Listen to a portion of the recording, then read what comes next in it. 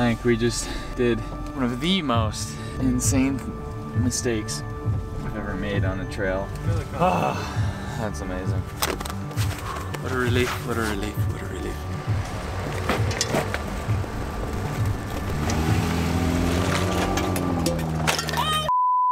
Welcome to another episode of the Epic Family Road Trip.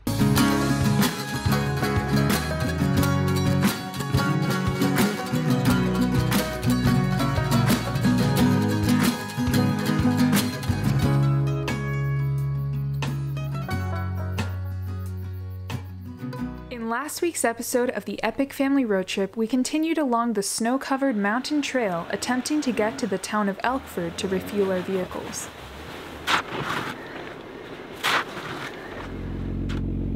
Okay, so we got stuck again. We're probably just gonna set up for the night up here and hope that it's frozen in the morning. Keep going back. No, keep going back.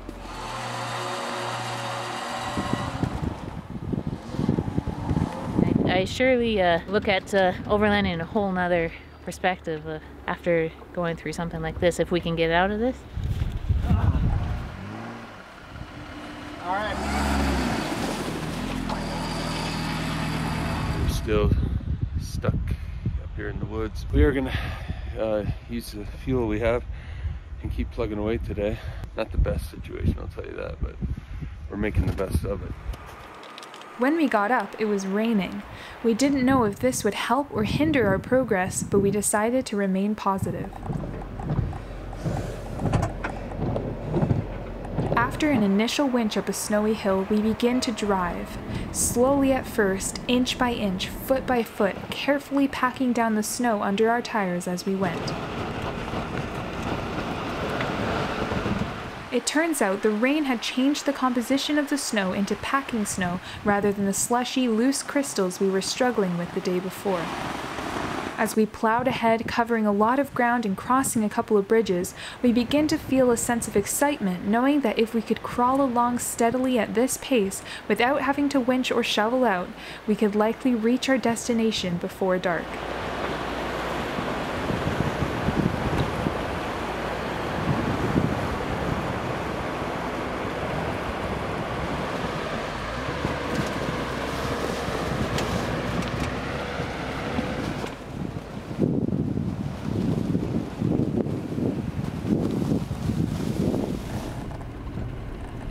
Making excellent headway, we decided to open our GPS app to check our position. After checking and rechecking just to make sure, our hearts sank. In our excitement, we had neglected to keep a close eye on our GPS. We were heading completely in the wrong direction. One thing we have learned these past 5 years adventuring together as a family is that it's not the situation, but how you respond to it that makes the difference. In this case, the response was clear. There was nothing to do but to turn the vehicles around and go back. Being careful not to slide into the ditch, we squeezed Worsley back into the lead position and started heading back.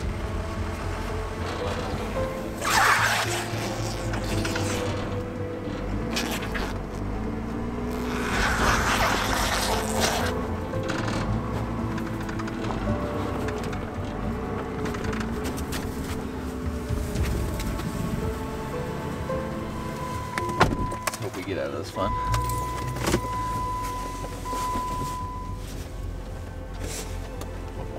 I think we just did one of the most insane mistakes I've ever made on a trail. We've been struggling this is the third day now, pretty much 10 hours a day through these snow trails. And we finally thought we were coming to the end of this pass. Yeah, we're good. We're just following right behind. We finally thought we're at the end of this mountain pass. We're gonna start decreasing our elevation, get into some less snow, gravel roads, hopefully. But we finally made it like a couple of kilometers without having to winch we were literally winching for inches is what we've been saying for the past few days, because we'd just be pulling winching from tree to tree, literally just to get a couple of feet. We've been doing that for kilometers now a day. And finally today we've been making it like at least 10K without having to pull out the winch really once, thankfully. And we took a wrong turn, and the whole 10 kilometers that we've been driving has just ended up putting us further into the mountain pass. Yeah, and we're low on gas. I've got a quarter tank left, and pretty sure they're just as bad. They've already used the Long Range America tank. We just used our back caddy. We had 10 gallons yesterday, so we only have a quarter left, however this goes. We had blazed a trail for the past few days, and it was crystal clear that the trail back was now our escape route. We were running 8 psi on our tires so that we could ride on top of the snow, which was 4 feet deep in spots. We connected the 2 Jeeps together with straps and a winch cable, which proved to be an excellent technique. If Vandy started slipping, all it needed was a little bump from Worsley and off we went. If Worsley got stuck, all we needed was a little back pull from Vandy and we were back on the trail. Look at that. There we go.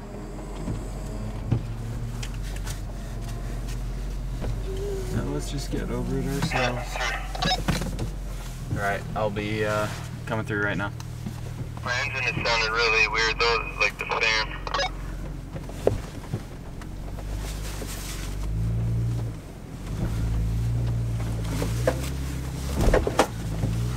Like a glove. Driving in the hard-packed tracks was easy going, and within what seemed like a very short while, we were starting to see gravel patches again. Oh, that's amazing. We just made it through the last thing. When we first came here 3 days ago, we were just driving full speed, came to that last snow patch there, and that's when we first were getting stuck, and it was just literally an uphill battle from there. We didn't make it. That's pretty insane. It's weird putting in that much effort into something like, you know, just seriously pushing yourself to the limit till the end of the day for 3 days and then having to turn around and come back. But honestly, I don't really care as long as we can drive faster than 3 kilometers an hour on dirt. What a relief, what a relief, what a relief. They did well coming out. We still have a ways to go, so I'm not counting the chickens before they hatch. And we also have to climb over the avalanche.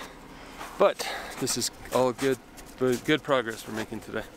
Hopefully we can make it to the ranger station and get some gas. That'll be the key. I'm idling, so I'm barely using any, so I'm just under half. So Vandy, she's thirsty. Vandy's a little more thirsty.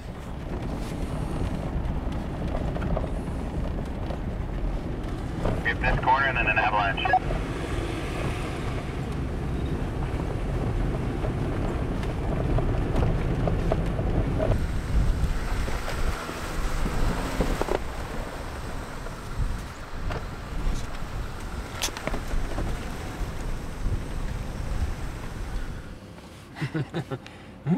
Gotta get over this to get out of here.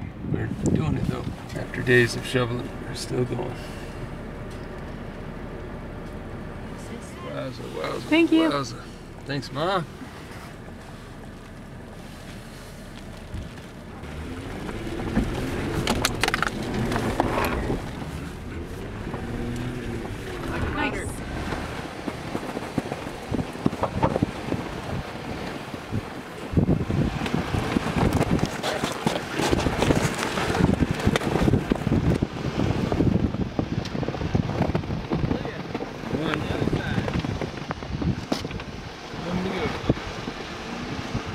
We made it over with one. Now for Vandy. Oh! Tell Dad to stop! The back was open! After lunch! Spice box, everything.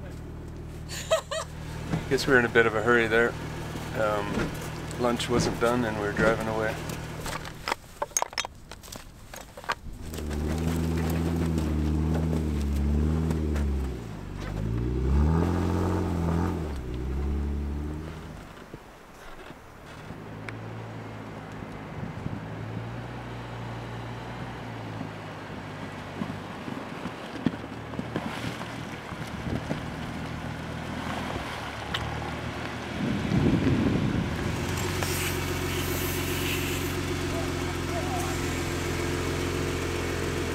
Wow, these things came in handy for us out there. We must have done 50 pulls, do you think? Easy? Oh, easy. And yeah, for 3 days we've been going through deep, deep snow. we're no longer rookies when it comes to using the winches and getting out of deep snow, that's for sure. That was unbelievable. But all the equipment came in super handy. I don't know if we're missing anything in terms of, well, we lost our max tracks, that's a real pain. They're back on the trail. We went by the same spot again and just dug forever and couldn't find them. So they're way down there. Someone will find them in the spring. I'm sure they'll be happy. We should have had our name on it. But we'll get 4, we need 4 max tracks. That's the only thing really we were missing. I'd do 4 per vehicle probably, just to be on the safe side. We have lots of these, they're extremely handy.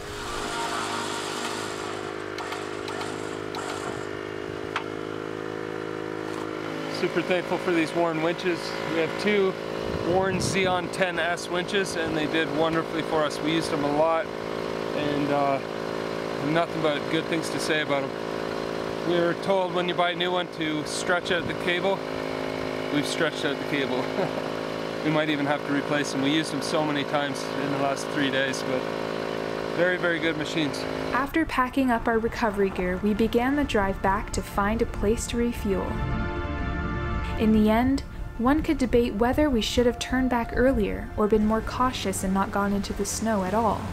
But from our perspective, we're glad we did. We learned so much about the mountains, our vehicles, equipment, and mostly about ourselves. We will always enjoy the memories of this adventure and the family bond that it forged while overcoming adversity together. Alright, so we are very, very happy and relieved. I mean, we had a good time up there, but we had a few pretty kind of hairy moments where we didn't know exactly, you know, whether we'd make it out tonight or not, but we got out and didn't want to spend another night up there because we heard in those elevations they're expecting snow, and that's all we needed on top of all the snow we had.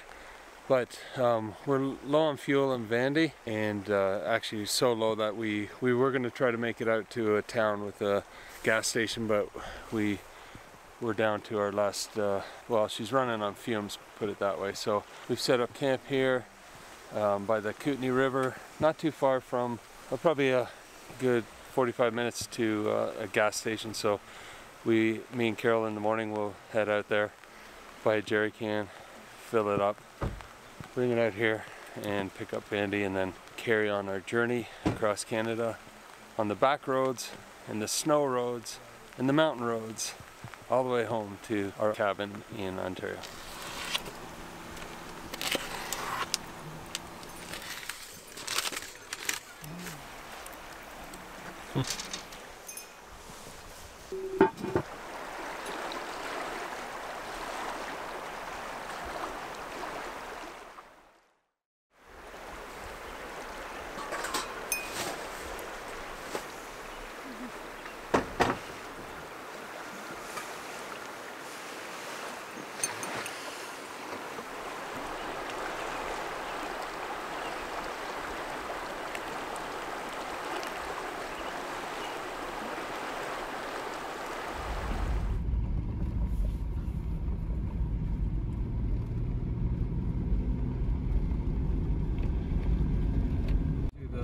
Beautiful little village of Canal Flats, BC. What a neat town, right on the river. We are now full of gas in the auxiliary tank and the main tank, which feels great. It's got 25 liters of gas on the roof for the kids, for Vandy. And now we're driving back to this absolutely beautiful countryside. Check it out.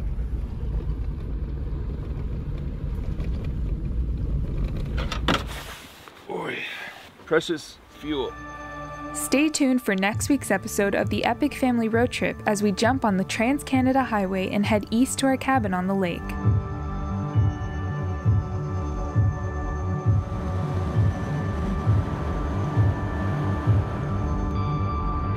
And in the meantime, we'll see you down the road.